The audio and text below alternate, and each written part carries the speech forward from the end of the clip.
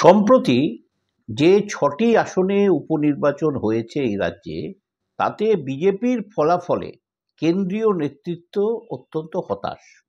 তারা মুখে যাই বলুন না কেন, দলের অন্দর থেকে অর্থাৎ কেন্দ্রীয় নেতাদের ভেতর থেকে যেসব কথাবার্তা উঠে আসছে, তা কিন্তু রাজ্য বিজেপির পক্ষে অত্যন্ত অপমাননাকর, তার সঙ্গে সঙ্গে তাদের পক্ষে উদ্বেগজনকও। কেন্দ্রীয় নেতারা প্রকাশ্যে মোটামুটি না হলেও অনেকটাই খোলাখুলি বলতে শুরু করে দিয়েছেন যে 2026-এ যা পরিস্থিতি দেখা যাচ্ছে, যা ভোট যেভাবে হচ্ছে, তাতে বিজেপির কোনো মতেই 50টার বেশিও আসন পাওয়া সম্ভব নয়। 50টাও পাবে কিনা সন্দেহ। কেন এরকম হলো? তৃণমূল কি স্টিভ ওর অস্ট্রেলিয়া? জিতেই যাচ্ছে, জিতেই যাচ্ছে, জিতেই যাচ্ছে। তাদের আমরা সবাই জানি যে তাদের এই বিজয় রথ ইডেনে থামিয়েছিলেন সৌরভ গঙ্গোপাধ্যায়। কিন্তু বিজেপি এখনো পর্যন্ত কোনো সৌরভ গঙ্গোপাধ্যায়ের সন্ধান পায়নি যে এই বাংলার মাটিতে তৃণমূলের এই বিজয় রথকে থামাতে পারে। কেন্দ্রীয় নেতারা কি বলছেন সেটা আমরা এক নজরে দেখে নিই। যে বাংলাদেশে হিন্দুদের ওপরে এত অত্যাচার সত্ত্বেও কিন্তু এখানে হিন্দু ভোট একত্রিত হয়নি। মানে তারা প্রকারান্তরে এটাই বোঝাতে চাইছেন, তারা বলছেন এই এই পরিস্থিতির সুযোগ রাজ্য বিজেপি নিতে পারেনি, মানে তাই হিন্দু ভোট একত্রিত হয়নি। আরজি করের যে উত্তাল পরিস্থিতি, যা রাজ্যকে একরকমের নাড়িয়ে দিয়েছিল, হইচই ফেলে দিয়েছিল রাজ্যে, তারও কিন্তু সুযোগ বিজেপি নিতে পারেনি। কোথায় এই দুটোর অবস্থার, এই বাংলাদেশি হিন্দুদের উপর অত্যাচার এবং আরজি করের এই উত্তাল পরিস্থিতি, এই দুটোর সুযোগ নিয়ে বিজেপি একটা কাঁটোকে টক্কর দেবে তৃণমূলকে, তা না, বিজেপি দেখা যাচ্ছে ক্রমশই পিছিয়ে যাচ্ছে। গতবার যা পেয়েছিল, তার আগের বারে যা পেয়েছিল তার থেকে গতবার কমছে, গতবারে যা পেয়েছিল তার থেকে এবার কমছে, কমেই যাচ্ছে, কমেই যাচ্ছে।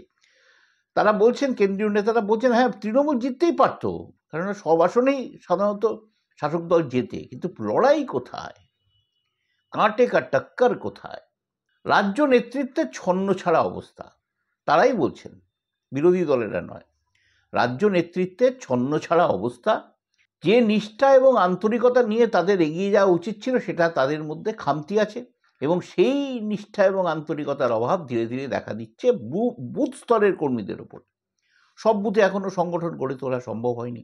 1 কোটির জায়গায় মাত্র 19 লক্ষ, এখন জানি না আর একটু এগিয়েছে কিনা, 19 লক্ষ সদস্য সংগ্রহ করতে পেরেছে বিজেপি এই রাজ্যে। বুথে বুথে সংগঠন এখনো তৈরি করা যায়নি। এবারে দলের নেতারা কিন্তু অত্যাচারিত কর্মীদের পাশে সেভাবে দাঁড়াচ্ছেন না, কেন্দ্রীয় নেতারা মনে করছেন, এবং তার জন্যেই এই বুথ স্তরের কর্মীরা হতাশ হয়ে পড়ছেন, তারা ধীরে ধীরে বসে পড়ছেন। সত্যি তো, রাজ্য নেতারা যদি তাদের পাশে না থাকেন, নেতারই যদি দেখা না পাওয়া যায় একজন কর্মী মার খাওয়ার পর, তাহলে সেই কর্মী কিসের ভরসায় দলটা করবে?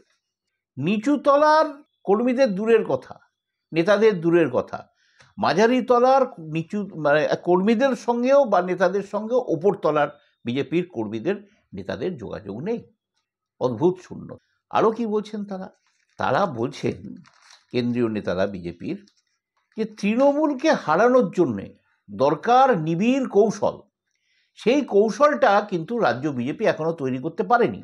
সাংসদরা কেন্দ্রে গিয়ে অভিযোগ করছেন, সংসদে তো যাচ্ছেন তারা, সেই ফাঁকে রাজ্য বিজেপির দপ্তরে ঘুরে টুরে অভিযোগ করে আসছেন যে সেই মানে এখানকার রাজ্যের নেতারা কিন্তু কোনো মতেই তাদের সঙ্গে দেখা করে এই কৌশলটা ঠিক করতে পারছেন না, সময় দিতে পারছেন না রাজ্যের নেতারা, এতটাই ব্যস্ত তারা। যাই হোক, এটা তাদের ব্যাপার, অন্দরের ব্যাপার। রাজ্য নেতারা আবার পাল্টা অভিযোগ করছেন, মানে কেন্দ্রীয় নেতারা রাজ্য নেতাদের বিরুদ্ধে অভিযোগ করছেন, রাজ্য নেতারা কেন্দ্রীয় নেতাদের বিরুদ্ধে অভিযোগ করছেন। কিরকম না, শীর্ষ নেতৃত্বের গা ছাড়া ভাব রয়েছে। পশ্চিমবঙ্গ দখলের ব্যাপারে যতটা আগে মোদি এবং শাহ উদ্গ্রীব ছিলেন, যতটা মরিয়া ছিলেন, এখন যেন সেই ভাবটা আর নেই। আর কি বলছেন তারা? বলছেন এই যে সিবিআই এর তদন্তের গড়িমসি, এখন অবধি সেইভাবে ঠিকঠাক মতো চার্জশিট প্রেস না করা, বা যারা তৃণমূলের দুর্নীতিতে জড়িত তাদের বিরুদ্ধে বিচার শুরু করাতে না পারার কারণের জন্যই কিন্তু এই দিদি মোদি তত্ত্বটি কিন্তু আবার সুপ্রতিষ্ঠিত হচ্ছে, এবং এটার জন্যই কিন্তু রাজ্য বিজেপির নেতৃত্ব খুবই মুশকিলে পড়ে যাচ্ছেন।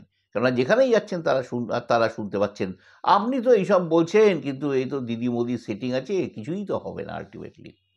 আমার যেটা ব্যক্তিগতভাবে মনে হয়, সাংবাদিক হিসেবে দীর্ঘদিন ধরে কাজ করার ফলে যেটা মনে হচ্ছে, যে রাজ্যে অল্প স্বল্প হলেও, খানিকটা হলেও বামেরা কিন্তু ঘুরে দাঁড়িয়েছে। বামের যারা ভোটার ছিলেন, বামেদের যেসব কর্মীরা ছিলেন, তারা কিন্তু এখন মনে করছেন যে না, বামেরা আন্দোলন করবে, বামেরা লড়াই করবে। সেই কারণের জন্য কিন্তু তারা যে ভোটটা একসময় বিজেপিকে দিয়েছিলেন, সেই ভোটটা তারা নিজের দলকে দিচ্ছেন। কংগ্রেসের ক্ষেত্রেও তাই, সেটাই বলা যেতে পারে। অর্থাৎ এই যে রামের ভোটে, রামের বাক্সে বামের ভোট চলে যাচ্ছিল মাঝখানে, অন্তত 2019-এর সময় আমরা যেটা দেখতে পেয়েছি, সেই ব্যাপারটা কিন্তু এবার হচ্ছে না। সেটা লোকসভা নির্বাচন থেকেও দেখা যাচ্ছে। বামেরা এই হিন্দু ভোট অনেকটা কেটে দিচ্ছেন, এরম দাবি খোদ শুভেন্দু অধিকারী আগেই করে এসছেন।